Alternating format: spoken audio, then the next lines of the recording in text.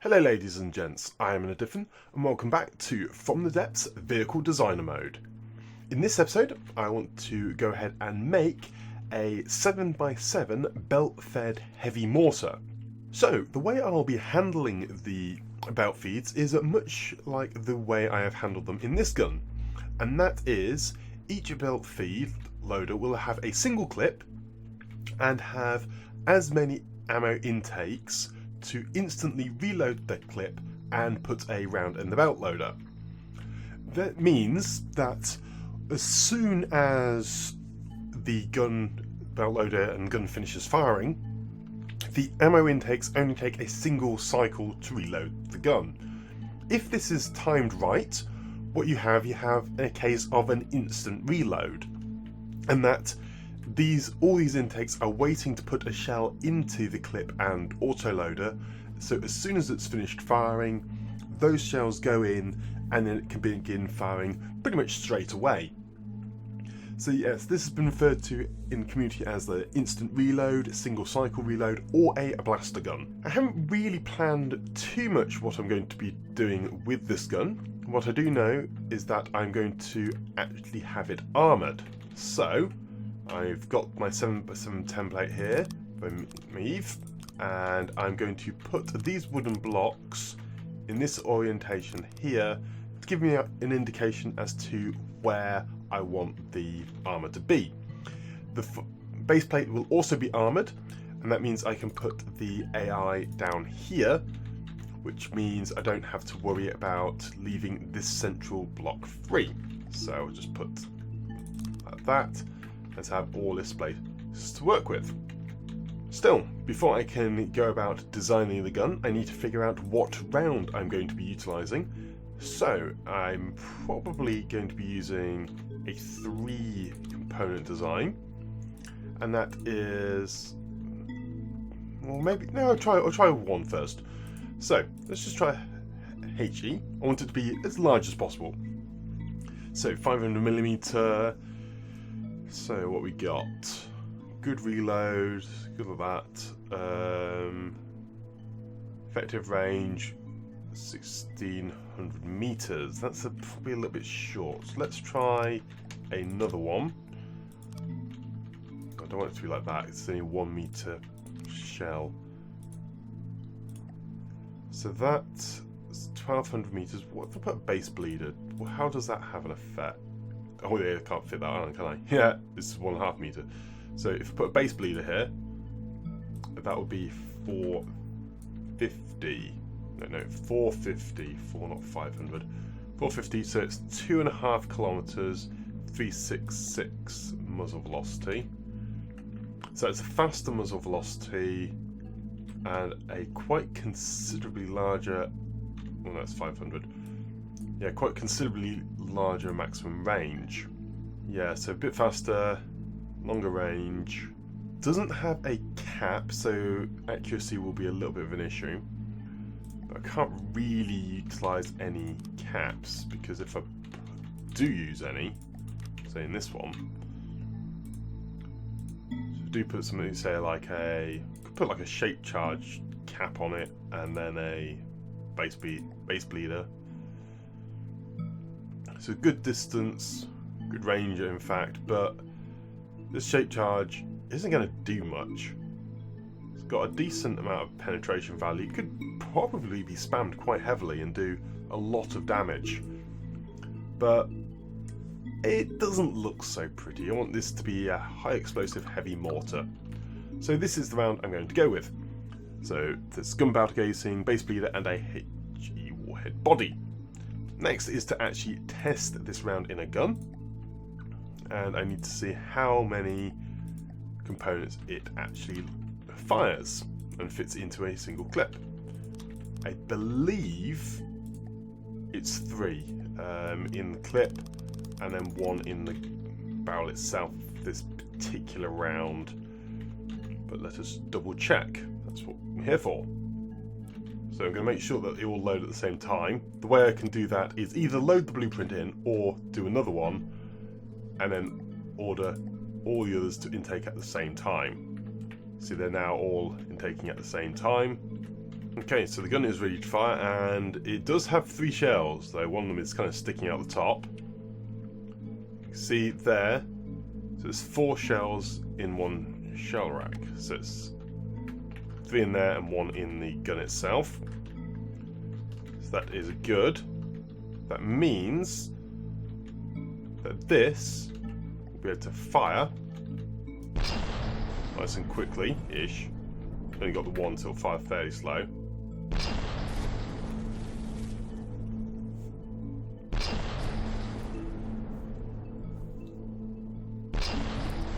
And you saw it instantly reloaded because the input feeders were ready to load in another round. So straight away it was able to begin firing. It's just taking a little while because it's only got the 1 loader. So this is exactly the sort of setup I want to be using in that gun there.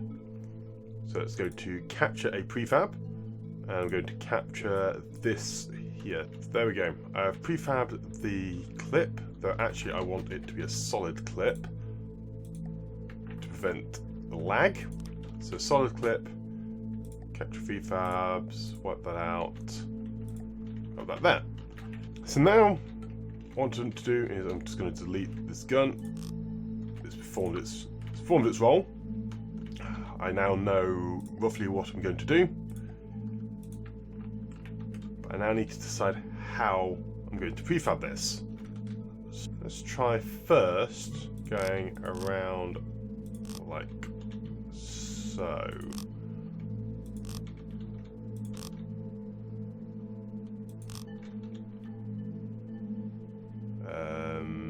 Oh no, I can fit another one in there, and 1 in the center because I'm not using the central block there. So how many have I got here?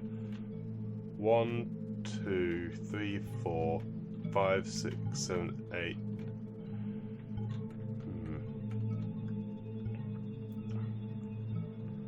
I'm sure I could get another one in. I reckon I can fit another one in here. I reckon I can fit another one in, so I'm just going to re-Tetris this whole thing.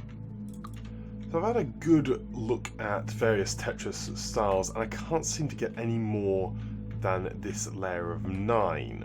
So that's 1, 2, 3, 4, 5, 6, 7, 8, 9 autoloaders in that area.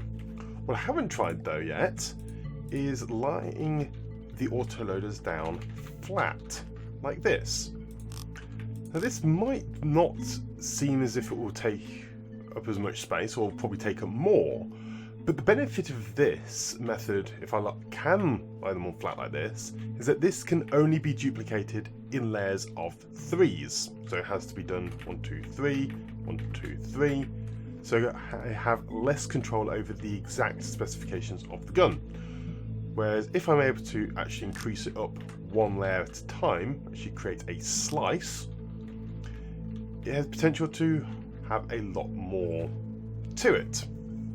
Unfortunately, it looks like I can only get a layer of 6 using this method. Thought I might have been able to get more, but it doesn't seem to be the case. Sometimes you do, sometimes you don't.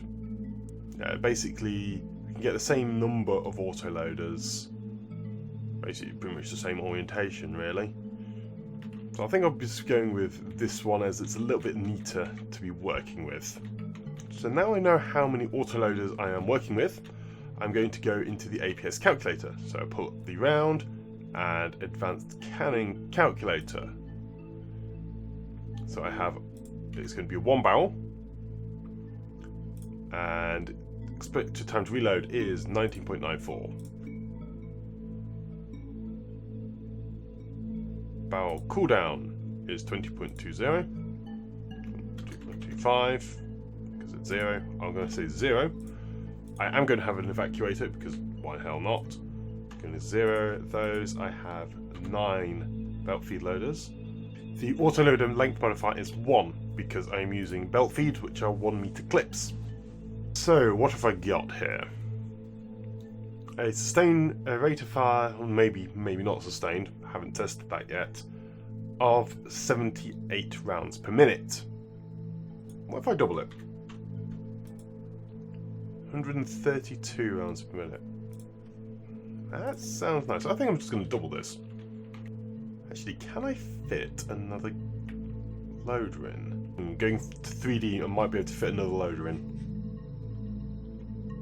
I believe I can. So I can put one there, and one there. So that's actually got me another loader in place. Can I even do the same thing here? So I will have to put some of the gauge snake in amongst here. So we'll definitely have to go down here with the gauge snake to link everything up, but that is fine. That has actually put me another 2 autoloaders in place. So it's pushed me up to a maximum rate of fire based on the autoloaders at 143. Nice. So now I have the basic autoloaders and that's in place, taking up as much space as possible, which is brilliant. Now comes the task of the gauge snake. So, what do I need? I need a colossal 45 cooling units. That's quite a few. And we'll also need, I think it's going to be 8 actual gauge increasers. That will actually tell me. No, only 7. So I'm going to put the gauge increasers inside the gun. This is so that if they get damaged, the gun is going to blow up, and they can't get damaged. And then, if you have a damage gauge, what can happen is that then the gun will empty all of its rounds and then reload it. It can actually be beneficial,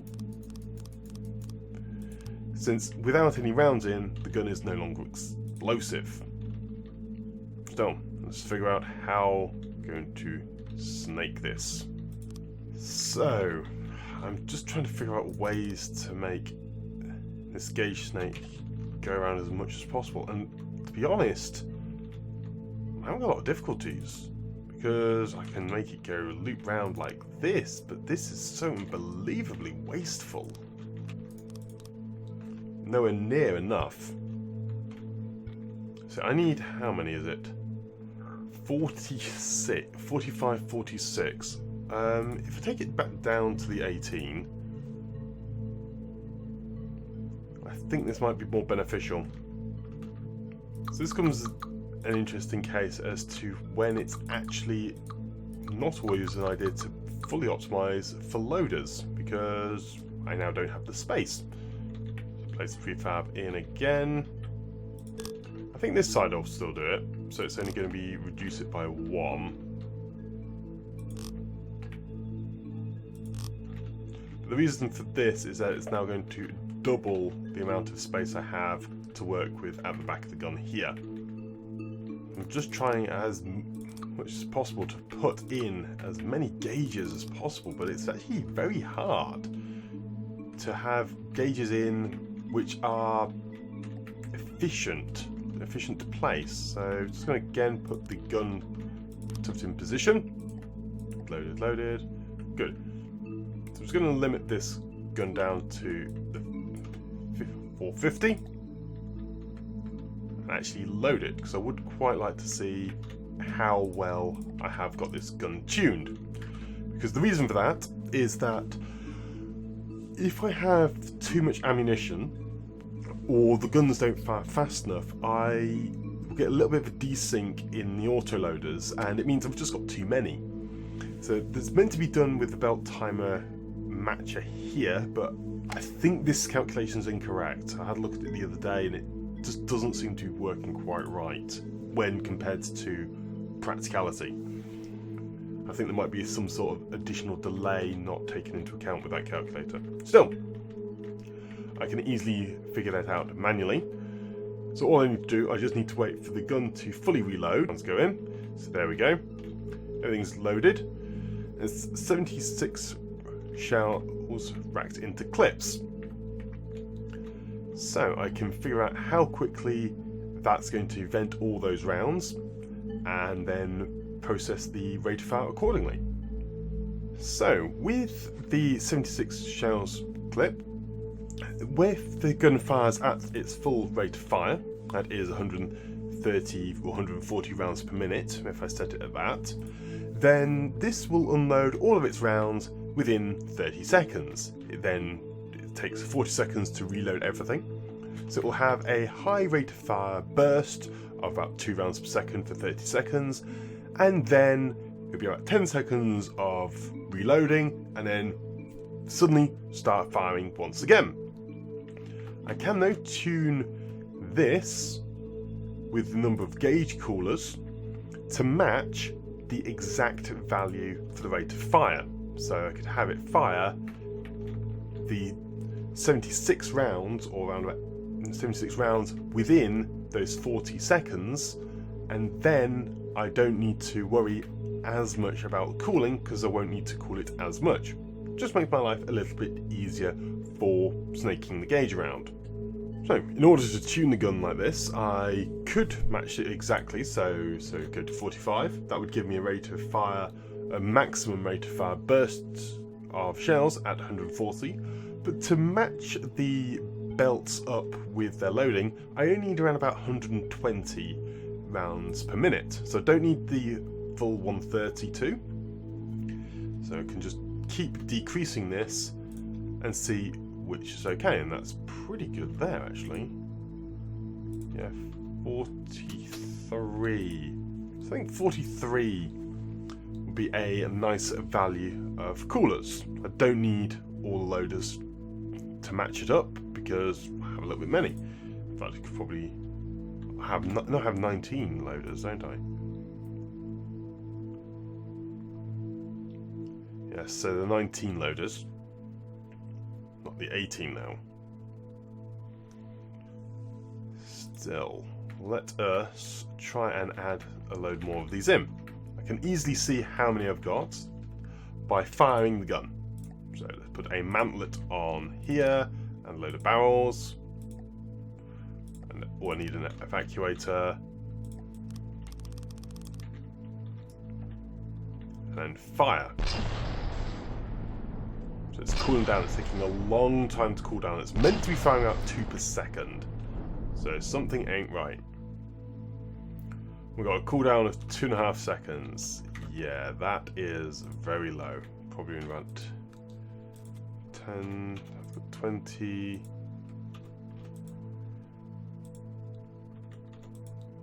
Yeah, it's about 25 or so. I need to somehow fit another 20 odd coolers in.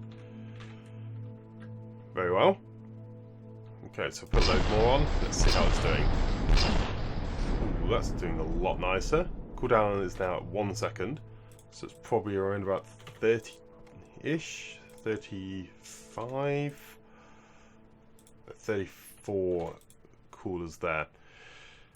Still not how many I'd like, but it's definitely a lot better. So what I'm trying to get another 10 in. I can fit another 10 in, it's just trying to fit them in efficiently. Could always try and integrate them in the top part of the turret. Might be able to probably fit a few in there. So what I'm doing now is I'm having a lot of difficulty trying to fit the gauge in at the base. I'm just going to try a little bit of an aesthetic positioning of the coolers. So place them out like this. I could actually probably try and integrate them in with the gun like so.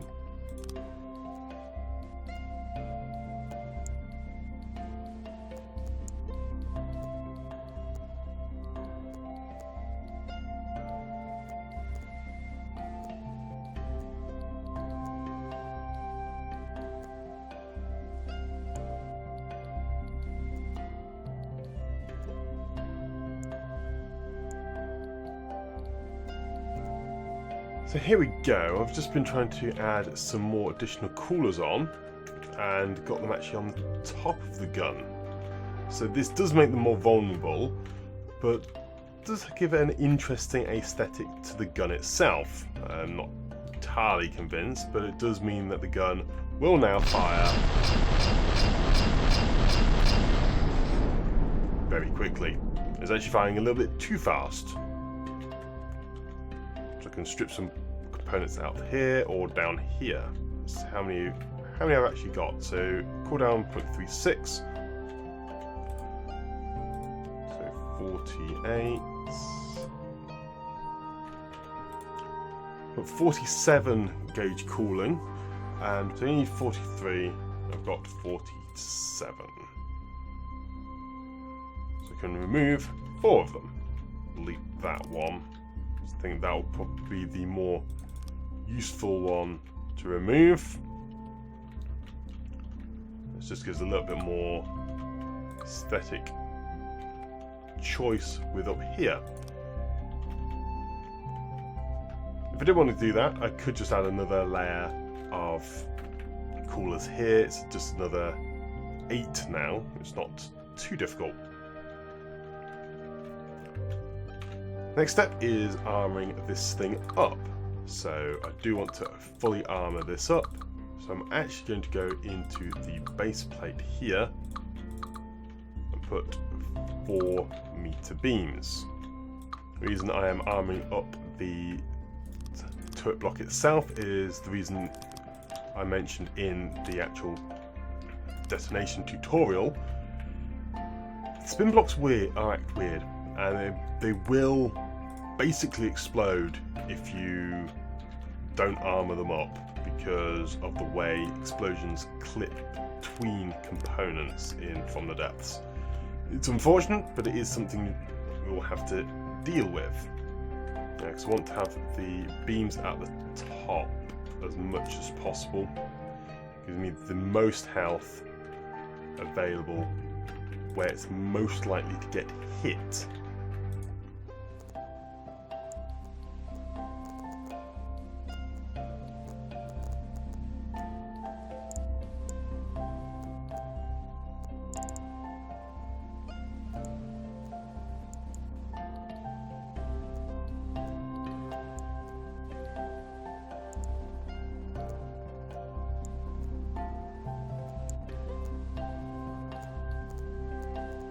And that gun is now fully operational.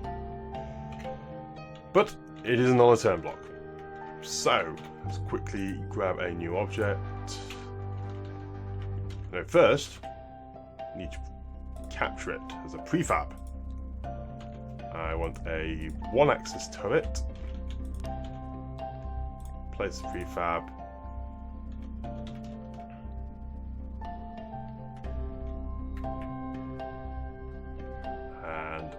Down there. It's not. Have I got any space to put this on? I will quite like to put on the actual ammunition.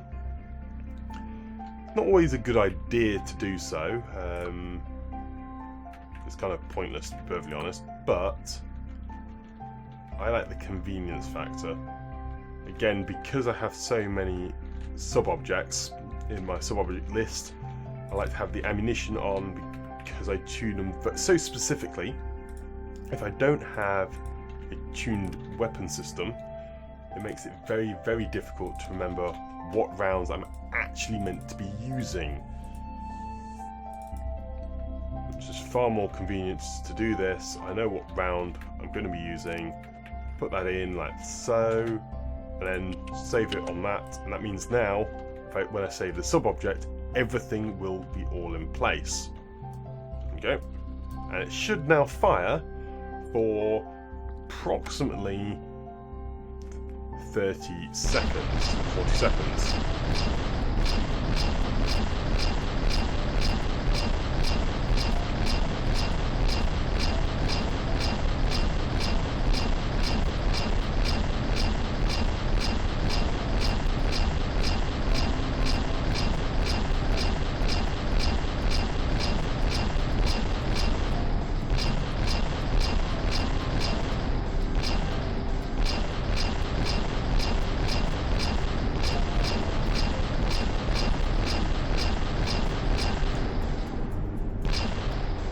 About 30, yes, just shy of that.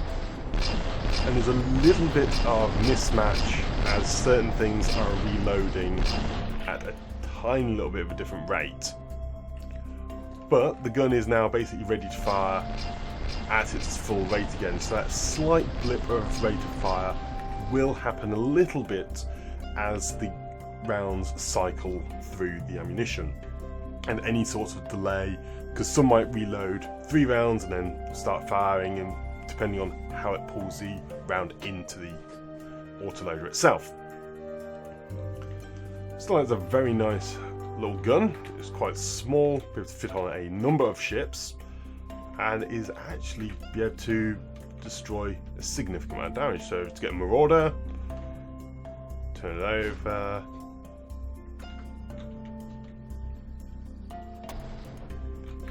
So it's actually a little bit off because it's only got the one thing, but there we go.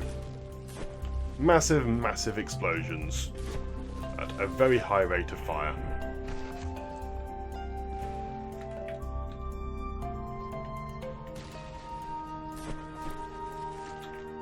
Brilliant. Absolutely fantastic. So let's just save the sub-object down. There. Just want to see how expensive it is. So it's 5,500. That is very reasonable for this sort of gun. For example, a cram cannon, which I'd use for a similar sort of thing, is actually about 6,000-7,000. It's a bit smaller in all orientations, but I would consider them to be fairly similar sort of weapon systems. The last thing to consider is how explosive this thing is. So if I just fire at this, break the beam, the whole thing just detonates. Big hole in the hull. That's unfortunately something which will have to be dealt with when using this in the ship. Though, it is a lot more protective. You can see, it can throw bits off, bits get broken off before anything actually detonates. When it detonates, it does make a big hole. That, though, is pretty much it for this gun. I'm pleased with it. I think some of the aesthetics could be changed.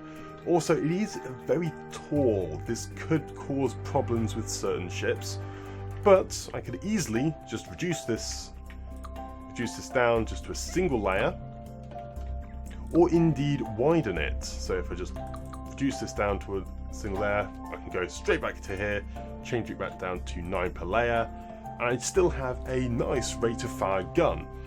So I could still have it fire at this rate of fire, but then between each burst of high rate of fire, there would be a slightly longer wait.